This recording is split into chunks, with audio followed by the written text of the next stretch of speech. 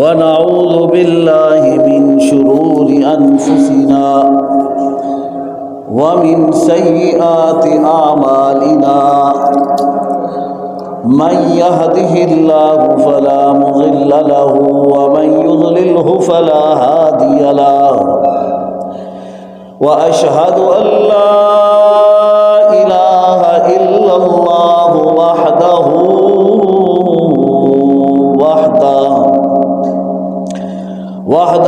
لا شريك له ولا نظير له ولا وزير له ولا مشير له ولا معين له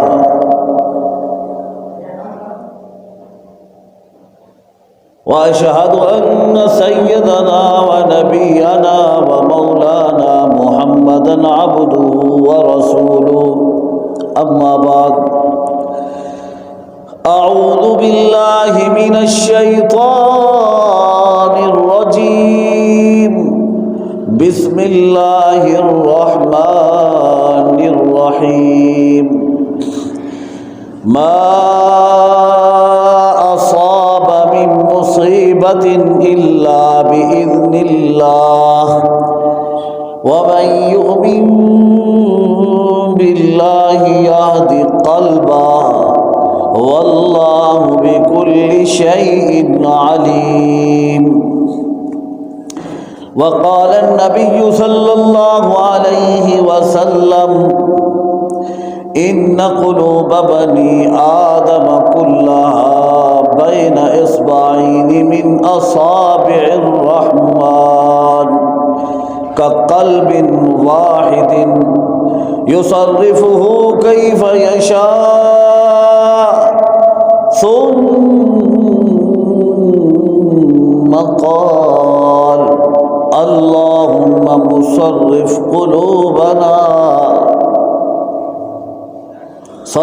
قلوبنا على طاعتك او كما قال عليه الصلاة والسلام.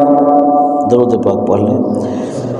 اللهم صل على محمد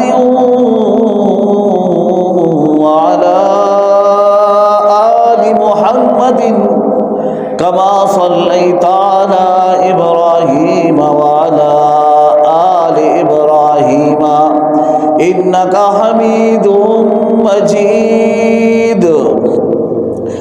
اللهم بارك على محمد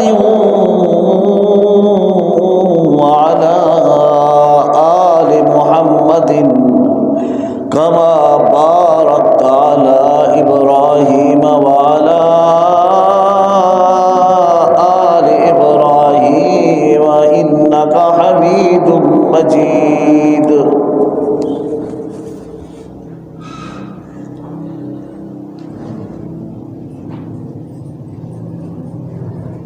چودہ فروری 2025 15 شعبان المعظم 1446 ہجری. آج آپ جمعۃ المبارک کا خطبہ سماعت فرما رہے ہیں.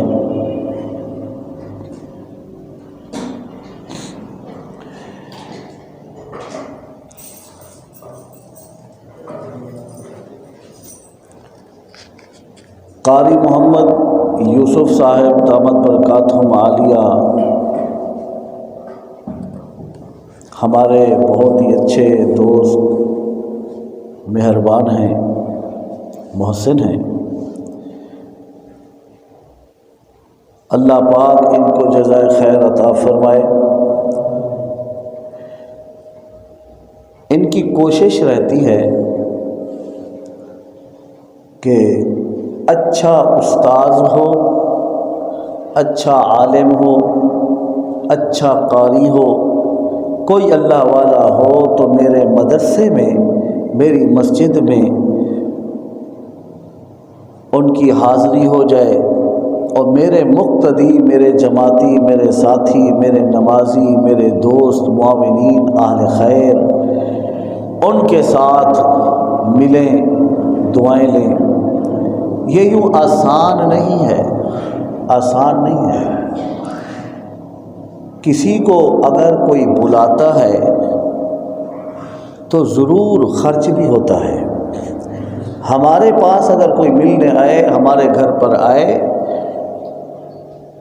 تو ہم اس کے کھانے کا بندوبست کرتے ہیں، اس پہ خرچ بھی کرتے ہیں۔ اللہ گنجائش دے تو اس کو ہدیہ بھی دیتے ہیں۔ ہدیہ کسی شکل میں بھی ہو سکتا ہے، کھانے پینے کی چیزیں ہو سکتی ہیں، کپڑے ہو سکتے ہیں، بہت ساری چیزیں ہدیہ جو جہاں جیسے رواج ہو۔ ظاہر یہاں کوئی اگر آتا ہے تو اس پہ بھی خرچ ہوتا ہے۔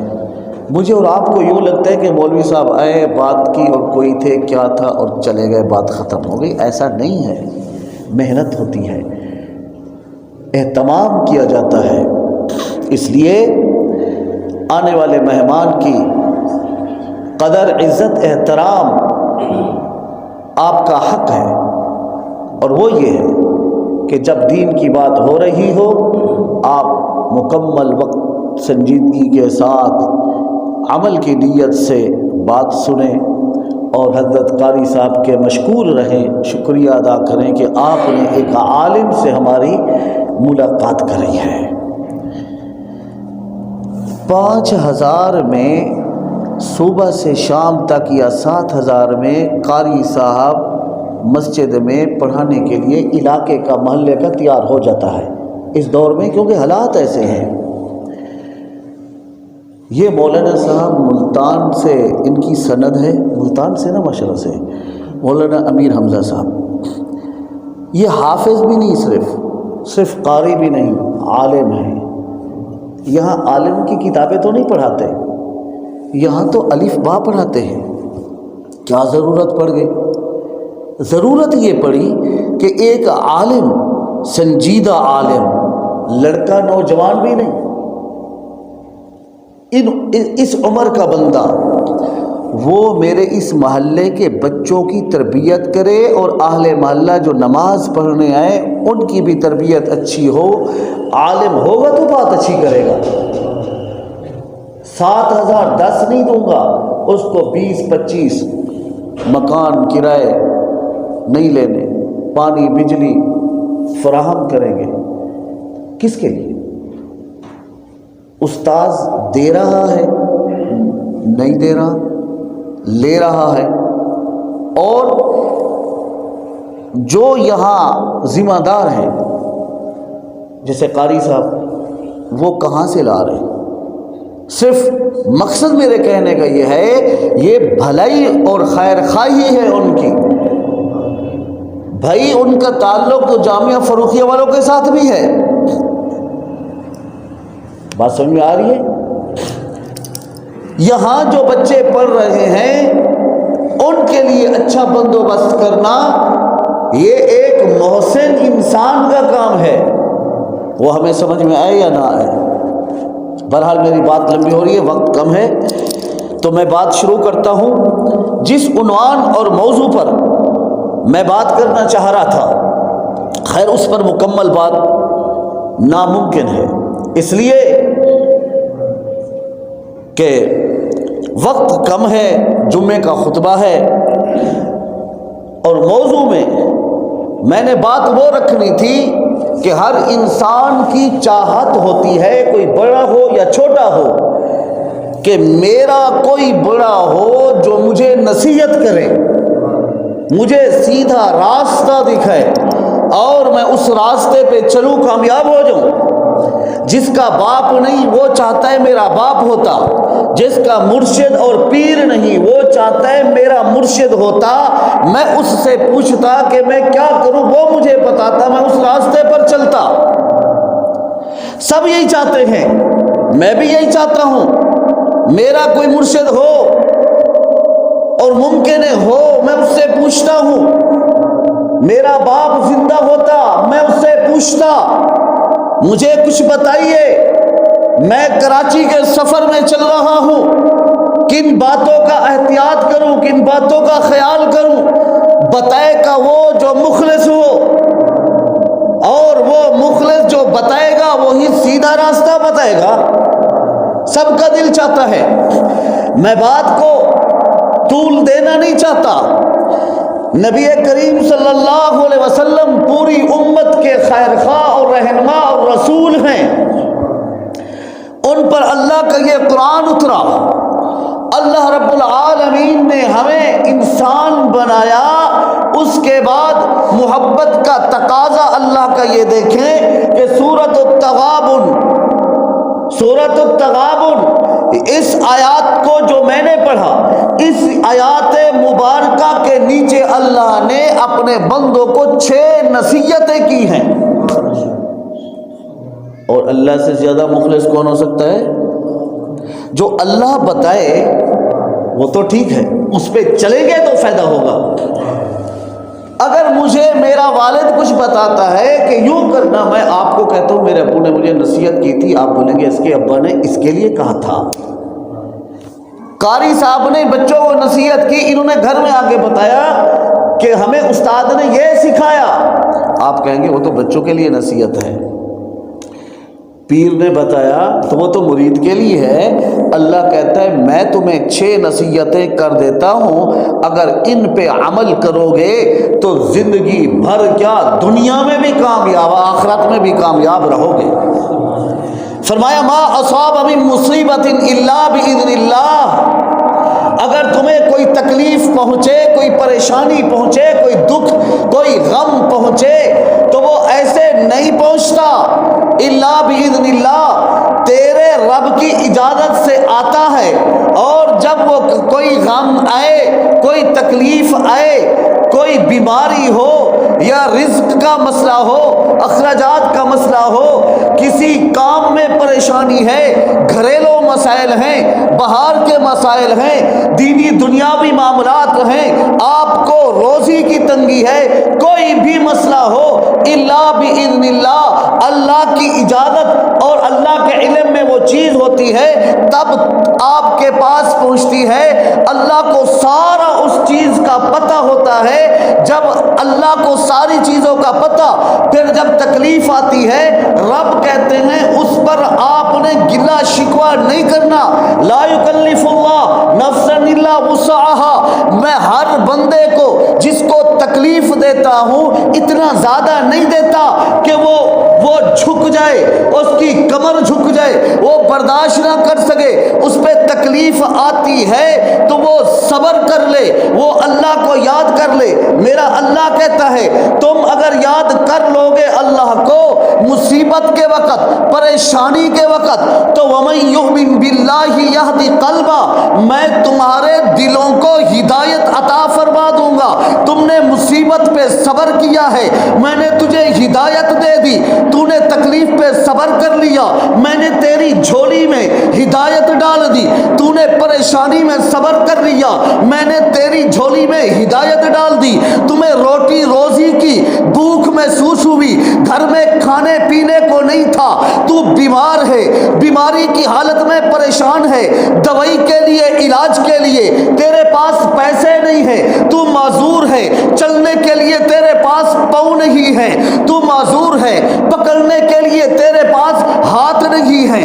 پریشان نہیں ہونا، ان سب کو اللہ کی طرف سے سمجھ لینا. تو جب یہ سمجھے گا انعام میں تیرا اللہ تجھے ہدایت دے گا.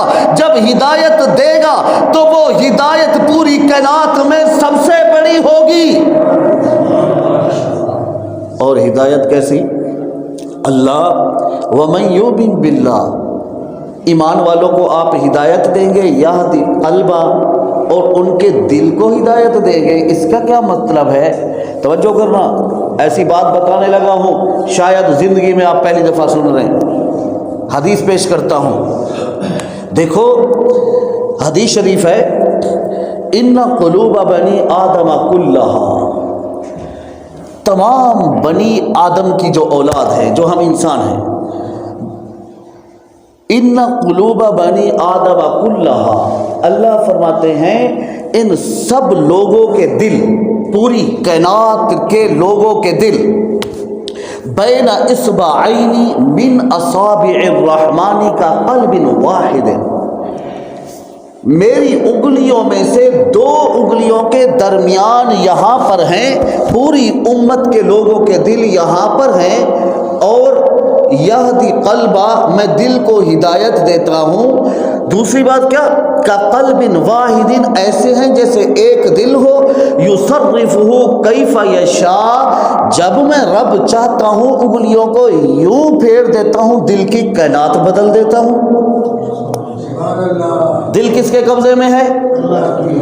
یہ کون کہہ رہا ہے؟ اللہ خود، کہ پوری کائنات کے انسانوں کے دل میرے قبضے میں ہیں، بلکہ میری انگلیوں میں سے 2 انگلیوں کے درمیان ہیں۔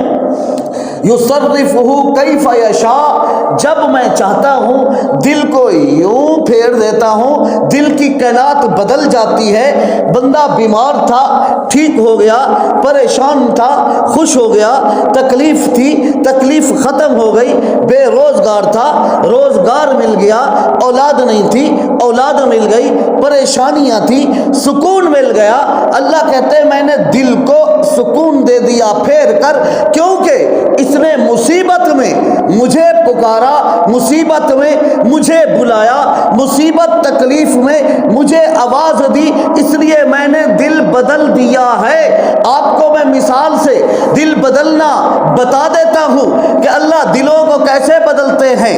ایک میٹنگ ہو رہی تھی، اس میٹنگ میں سارے کفار، مشرکین، کافروں کے سردار، مکہ کے نواب موجود تھے، مکہ کے وڈیرے موجود تھے۔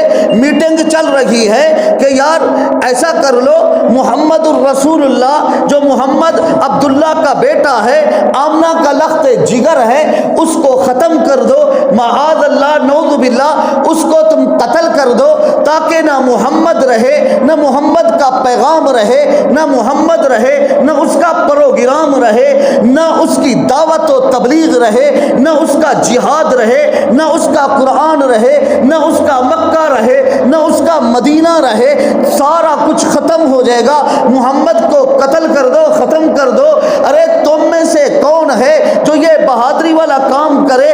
کیونکہ ایسا بہادر یہاں پہ چاہیے تھا کہ جو محمد الرسول اللہ کو نعوذ باللہ قتل کرتا، تو پھر مقابلے میں سارے بنی ہاشم بھی آتے، سارے قریشی بھی آتے، سارے ہاشمی بھی آتے، یہ سارے سید بھی آتے، کیونکہ قبائلی بات تھی، بدلہ لینا تھا۔ محمد کو قتل کیوں کیا ہے؟ یہاں پہ ایک مرد موجود ہے جو کہتے ہیں یہ کام ابو جہل میں کر سکتا ہوں، اس کو دنیا فاروق اعظم کے نام سے جانتی ہے، عمر ابن خطاب کے نام سے جانتی ہے، قبل الاسلام، اسلام لانے سے پہلے کی بات ہے، حضرت عمر رضی اللہ تعالیٰ عنہ اپنی تلوار نیام سے نکال کر کہتے ابو جہل یہ کام میں کر سکتا ہوں۔ ابو جہل نے کہا انعام دوں گا، بیٹھ گیا اپنے گھوڑے پر، گھوڑا یوں جا رہا ہے، تیزی سے بھاگ رہا ہے، حضرت عمر اس نیت سے جا رہے ہیں کہ میں قتل کرنا چاہوں گا، کہ دل کی کائنات اللہ کہتے ہیں میں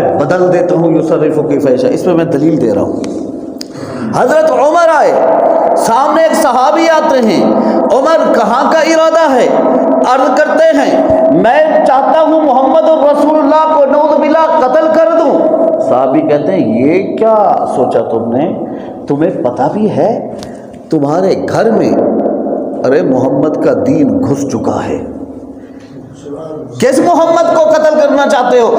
اس کا کلمہ تو تیری بہن فاطمہ بنت خطاب نے پڑھ لیا، فاطمہ نے کلمہ پڑھ لیا، جو عمر تیری بہن ہے فاطمہ بنت خطاب نے کلمہ پڑھا، تیرے بہنوئی نے پڑھا دیا، کس کے لیے جا رہا ہے؟ اب دیکھنا، اب یہ گھوڑا یوں جا رہا ہے، تلوار بھی اس طرف، گھوڑے کا رخ اس طرف، ارے کدھر؟ رسول اللہ کو قتل کرنے۔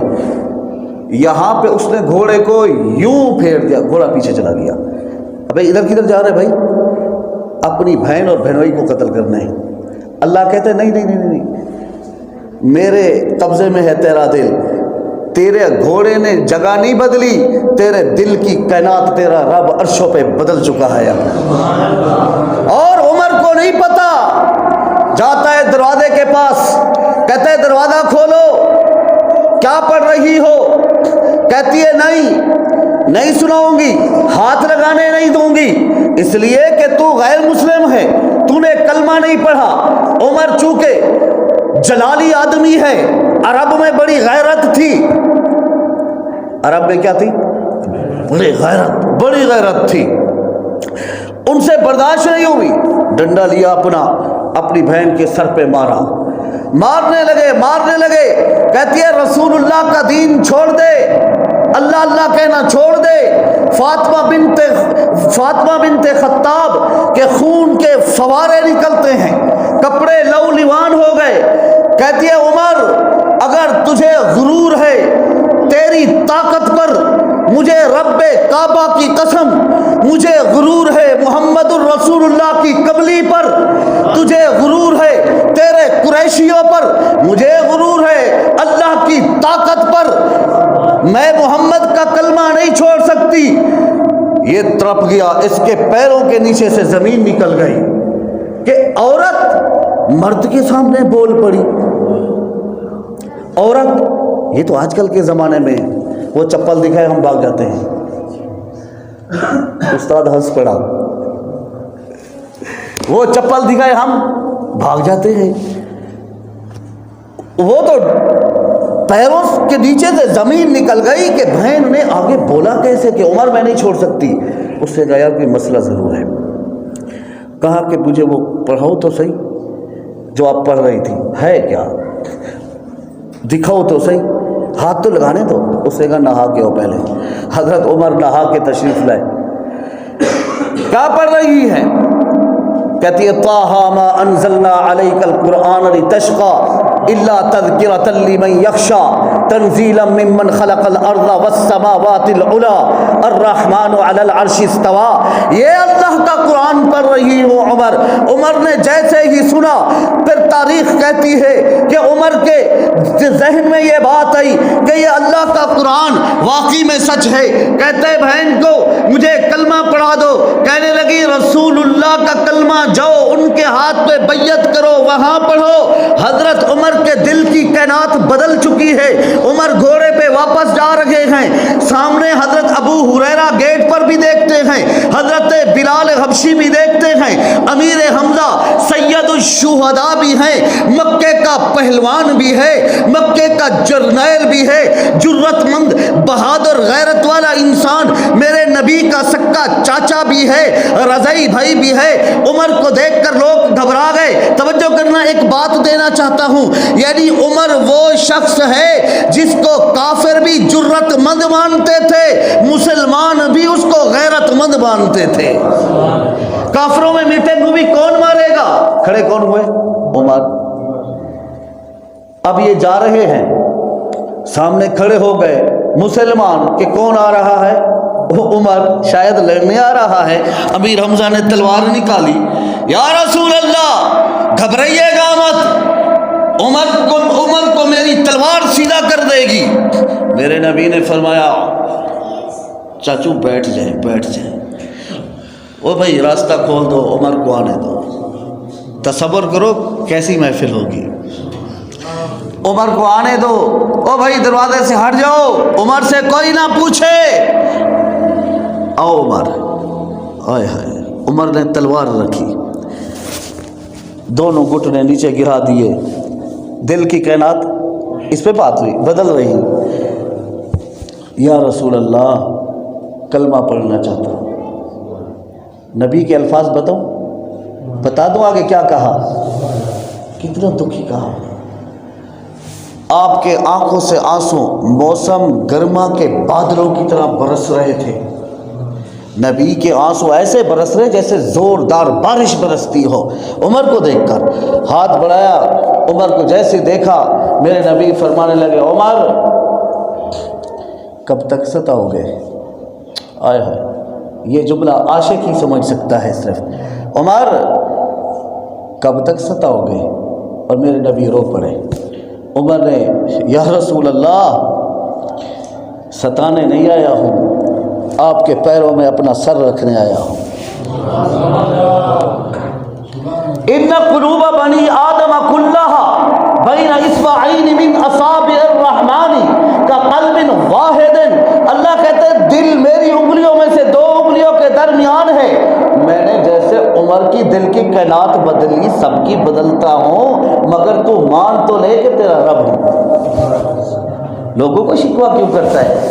یہدی قلبہ، اللہ کہتے ہیں میں تیرے دل کو ہدایت دوں گا، تیرے دل کو میں مطمئن کروں گا. واللہ بکل شیء علیم، ساری کائنات کی ساری چیزوں کو میں جان رہا ہوں، ساری چیزوں کو میں دیکھ رہا ہوں. اگر تم خوشی سے اس بات کو قبول کر لو گے، اللہ کہتے ہیں ہمیشہ میرا ساتھ تمہارے ساتھ ہے، تم دنیا میں بھی کامیاب رہو گے، آخرت میں بھی کامیاب رہو گے. پہلی نصیحت میں یہی بات سمجھا دی کہ تقدیر ساری کی ساری کائنات کے سارے فیصلے، دکھ ہو یا سکھ ہو، خوشی ہو یا غمی ہو، تکلیف ہو پریشانی ہو، کچھ بھی ہو، اللہ کہتے ہیں میری طرف سے سمجھ لو.